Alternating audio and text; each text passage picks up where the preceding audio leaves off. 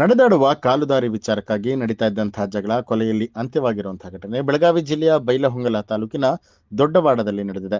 ಮನೆಯ ಮುಂದಿನ ಕಾಲುದಾರಿಗಾಗಿ ಇಬ್ಬರ ನಡುವೆ ಹಲವಾರು ವರ್ಷಗಳಿಂದ ವೈಮನಸ್ಸಿದ್ದು ಮಹೇಶ್ ಹಾಗೂ ರುದ್ರಯ್ಯ ದಾಯಾದಿಗಳಂತಿದ್ರು.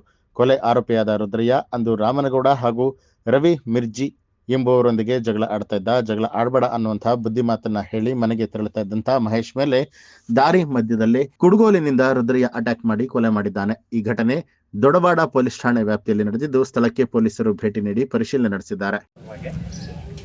ಸೋಕು ಅಧಿಕಾರಿಗಳು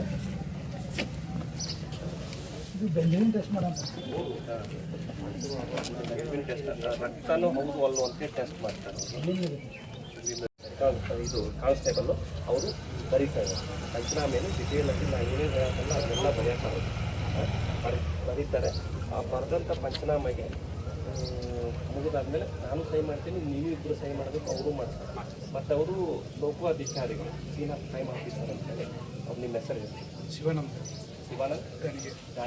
ಶಿವಾನಂದ್ ಗಾಣಿಗೇರ್ ಅಂತೇಳಿ ಸೀನ್ ಆಫ್ ಕ್ರೈಮ್ ಆಫೀಸರ್ ಅವರು ಏನಂದರೆ ಈ ಪಂಚನಾಮೆ ಕಾಲಕ್ಕೆ ಇಲ್ಲಿ ನಮಗೆ ತನಿಖೆಗೆ ಅಗತ್ಯ ಯಾವುದೇ ಪುರಾವೆಗಳು ಸಿಕ್ಕಿದ್ರೆ ಅವುಗಳನ್ನು ಸಂಗ್ರಹಿಸಿ ನಮಗೆ ಕೊಡ್ತಾರೆ.